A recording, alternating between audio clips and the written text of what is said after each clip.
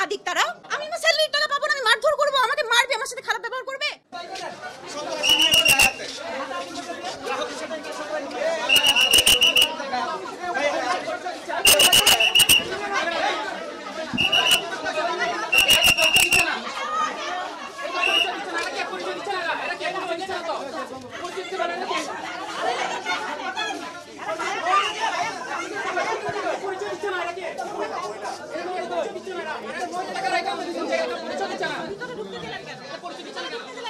আমি তো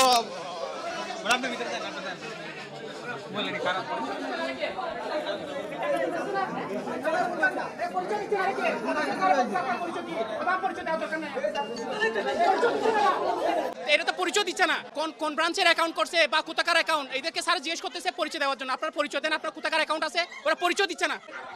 এটা ঘেরাও কর্মসূচি করে আসবে, ঘেরাও কর্মসূচি, এরা কোনো অফিসারকে মানতেছে না।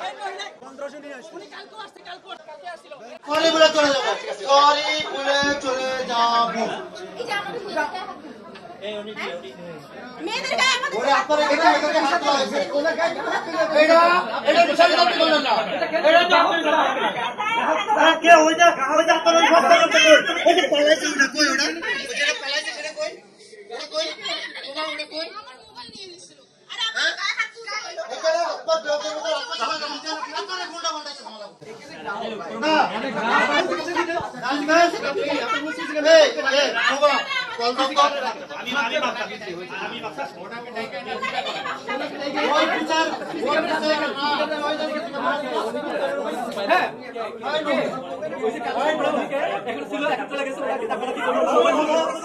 আমরা 2 মাস ধরে টাকা নেওয়ার জন্য ঘুরতেছি, বাট আমাদেরকে রিং রোড ব্রাঞ্চ মোহাম্মদপুরের উনি বলছে যে দিলখুশে যাইতে হবে, টাকা নিতে হবে। ওনাদের কাছে আসছি, আসার পরে যে ওনারা বলতেছে না ওনাদের অথরিটি নেই, কিন্তু ওখান থেকে বলছে যে ইনাদের অথরিটি আছে। যখন ওনারা আমরা বলছি যে টাকা চাই, উনি বলতেছে ওনার অথরিটি নাই, অনেক হ্যান অনেক কিছু বলতেছে। দেন উনি বলছে আমার ভিতরে যে কথা বলি, আমি বলছি কথা ওনার সাথে বলার পরে বলছে আপনার কত টাকা লাগবে। আমার ভাই অ্যাকাউন্টে যে টাকা আছে তার আমি 50% টাকা চাইছি, আমার 2 লাখ টাকা দরকার, বাট উনি দিতে পারবে না।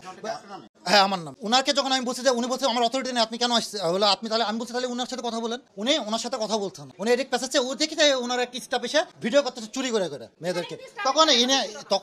তখন আপা হলো যখন বলতে যায় উনি ভিডিও করতেছে, আমি ওনার ফোনে যে হাত দিয়ে ফোন নিয়ে চেক করতে গেছে, পিছন থেকে উনি আর আরেকজন ওনারা বলতেছে গ্রাহক, সে এসে হামলা করছে। ইনারা পিছন দিয়ে আমার টানছে, আমার গায়ে লাগে না, তারপর আপার দিকে তেরে এসে আপার ফোন কেড়ে নিতে গেছে, মারতে গেছে। ওনারা সবাই বলছে যে এইটান গেলেই ইনারা অথরিটি, ইনারাই সলিউশন দিতে পারবে, কিন্তু ওনারা বলতেছে না আমরা অথরিটি না। অফিসের সামনে ঢুকতে সময় দেখেছে এটা প্রধান কার্যালয় লেখা, ওনারা বলছে না এটা প্রধান কার্যালয় না, কিন্তু ওখানে তো লেখা প্রধান কার্যালয়। তাহলে ওনার যে বনশ্রী ব্রাঞ্চের যে ম্যানেজার বলছে যে এই জায়গায় গেলে সলিউশন হবে, তাহলে উনি রং, নাহলে ইনি রং। আমি তো আর ব্যাংকের সিস্টেমেটিক সিস্টেম জানি না, আমাকে যা ইনফরমেশন করছে আমি সেজন্য এই জায়গায় এসেছি, এখানে সলিউশন হবে, বাট ওনারা তো সলিউশন দিতেছে না এবং ওনারা ট্রাই করতেছে। আমি মেইনলি হচ্ছে আপনার বনশ্রী সাব ব্রাঞ্চের আমি গ্রাহক। আমি বিগত 2 মাস ধরে আমার অ্যাকাউন্টে টাকা আছে, অনেক এফডিআরও আছে। আমি এফডিআর ভাঙার কথা চিন্তাও করছি না, কারণ এই সিচুয়েশনে তারা আমাদেরকে এফডিআর মোটেও দিতে পারবেন না। আমি আমার যে স্যালারি অ্যাকাউন্ট আছে 2 মাস ধরে আপনার স্যালারি আমার আটকায় আছে, ওখানে যে আমার টাকাটা আছে আমি যাচ্ছি, আমার এক্সপেন্স যেটা আছে আমি যাচ্ছি, আমাকে তারা কোনোদিন তো দিচ্ছেই না, কোনোদিন আমাকে 5-10 হাজার, তারপরে মাসের সর্বসাকুল্য হয়তো আমি 10-15 হাজার টাকা আমার অ্যাকাউন্টে এখন যথেষ্ট টাকা আছে। আমি অন্য ব্যাংকে চেক ক্লিয়ারেন্সের জন্য দিয়েছি, আমার চেক বাউন্স করে, কোনোভাবে আমি কোনো সমাধান পাচ্ছি। তখন হচ্ছে আমার যে বড় বোন আছে প্রভা আপু, উনি বললো যে ওনাদেরকে ব্যাংক থেকে বলা হয়েছে যে আমরা যদি এখানে আসি ওনাদের ব্যাংক থেকে, তাহলে এখান থেকে আমাদের যে প্রয়োজনীয় টাকাটা আমরা সেটা উঠাতে পারি। কিন্তু আমরা এখানে আসার পর থেকে আমরা প্রথমে কথা বলছিলাম, জানতে চাচ্ছিলাম, তার এখান থেকে আমাদেরকে সেম রেসপন্স দিচ্ছে, মানে 5,000-10,000 আমার অ্যাকাউন্টে আমি স্যালারি দিয়েছে, আমি আমার পরিশ্রমের টাকা আমি কেন উঠাতে পারবো না?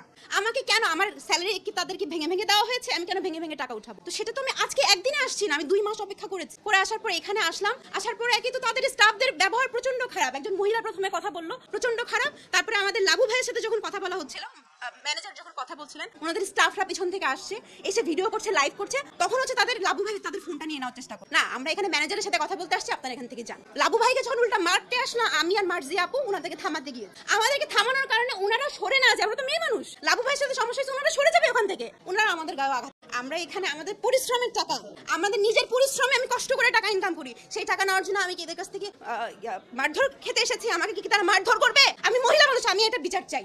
আমার গায়ে কেন হাত তোলা হলো পুরুষ মানুষ? আমি আমার পরিশ্রমের টাকা এখানে নিতে আসছি, আমার এফডিআর আছে, আমি এফডিআর ভাঙতে আসিনি তো, আমি তো জানি ব্যাংকে ক্রাইসিস চলছে, আমি এফডিআর ভাঙবো না। আমি যদি বলি আমার এটা তো সিস্টেম, আমি যদি চাই পুরোটা ভেঙে তারা আমাকে দিতে বাধ্য, তারা দিতে পারছে না, আমরা 2 মাস ধরে অপেক্ষা করছি, আমরা ওনাদেরকে কোঅপারেট করছি।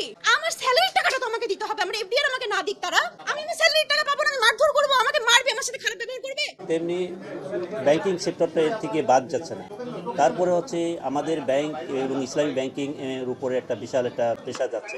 এই ব্যাংকটা এস আলমের সাবেক যে চেয়ারম্যান ছিলেন এস আলম সাহেব, ওনার ব্যাংক থাকার কারণে এটার উপর আরও বেশি ইফেক্ট। এই ব্যাংক সারা দেশে প্রায় 400টা সাব ব্রাঞ্চ মিলে 400টা সাব ব্রাঞ্চ মিলে 400টা ব্রাঞ্চ। এখন দিলকুশা ব্রাঞ্চ একটা ব্রাঞ্চ 400টার মধ্যে একটা, তো এটা একটা মেন ব্রাঞ্চ। এই ব্রাঞ্চ একটা ফিডিং ব্রাঞ্চ, কিন্তু ফিডিং ব্রাঞ্চ আমাদের আরও আছে। তারপরেও বিভিন্ন ব্রাঞ্চে যেহেতু নগদ টাকার সংকট দেখা দিচ্ছে, নগদ টাকা আমরা গ্রাহকের চাহিদা মোতাবেক আমরা দিতে পারছি না, বিভিন্ন ব্রাঞ্চ দিতে পারছে না, কিন্তু আমার এখানে এসে কিন্তু কেউ ফেরত যায় না। এই দিলকুশা থেকে আমি কিন্তু প্রত্যেকটা কোনো একটা গ্রাহক টাকা না নিয়ে যে ফেরত গেছে আমার মনে হয়। তো এখানে যখন টাকা কত থাকতে পারে, যখন হাজার হাজার লোক এসে সব সারা বাংলাদেশ থেকে যখন অনলাইনে চেকগুলো চলে আসে, তখন তো আমার পরিমাণটা কমাতে হবে ভাই। আমার যে পরিমাণ টাকা থাকে, যে পরিমাণ টাকা জমা হয়, আমি ওই পরিমাণ টাকাটা আমি সুন্দরভাবে সুষম বন্টন করার চেষ্টা করি। এর মধ্যে আপা বললেন যে কাউকে 80,000 টাকা, একজনে হার্টের রোগী তার ওটিতে বলে যে আমার বাবা ওটিতে হার্টের অপারেশন হবে, তার টাকা লাগবে 1 লাখ, এমনকি 2 লাখ। আমি তাকে করে আমি হয়তো 80,000 কি 50,000 টাকা দিছি। কাউরে হয়তো টাকা 10,000 টাকা নিচে এসে তাকে 10,000 টাকা দিছি। হয়তো এখানে বলা হচ্ছে যে 5,000, কেউ যদি রিকোয়েস্ট করে ভাই আমার এই প্রবলেম, আমি 10,000 টাকা দরকার, আমরা কিন্তু না করি না। আমার এই ব্রাঞ্চ থেকে কিন্তু কখনো কোনো গ্রাহকই কোনো ফেরত যায়নি, কোনো যে টাকা না নিয়ে গেছে আমার মনে হয় রেকর্ড নাই। আমি গত পরশু দিন আমি প্রায় 1100 চেকের এগেইনস্ট আমি পেমেন্ট করেছি, ঠিক আছে। তো এখন আপনারা ওনারা যে আসছেন, ওনারা যে চিল্লাচিল্লা, আমি আসছি নিচে আসি দেখি যে কোনোভাবেই কথা বলা যাচ্ছে না ওনাদের সাথে। আমি চাই ওনাদের কি সমস্যা, যদি এরকম আমরা তো দিচ্ছি, আমরা এই ব্যাংকটা ঘুরে দাঁড়ানোর সহযোগিতা করতে হবে। আপনাদের সহযোগিতায় এই ব্যাংকটা এই পর্যায়ে এত বড় একটা ব্যাংকে পরিণত হয়েছে। এখন যদি আপনারা একটু আমাদেরকে সহযোগিতা না করেন, না তাহলে তো আমরা ঘুরে দাঁড়াতে পারবো না। আমরা কিভাবে সাপোর্ট দিতে পারবো? পৃথিবীর কোনো ব্যাংকই পারবে একবারে টাকা নিতে আসলে কোনো ব্যাংক দিতে টাকা দিবে, নগদ টাকা দিতে পারবে? পৃথিবীর কোনো ব্যাংকই পারবে না। আমাদের সমস্যা হচ্ছে আমাদের টাকা দিচ্ছি, আমাদের যে গ্রাহকগুলো আছে আমরা কিন্তু কাউরে ফেরত দেবো না। যার হয়তো 20,000 টাকা 50,000 টাকা চেক নিয়ে আসে, আমি তাকে রিকোয়েস্ট করে বলি যে ভাই আপনি আজকে 10,000 নেন বা 15,000 নেন বা 20,000 নেন, দিচ্ছি, কিন্তু না করি না কিন্তু।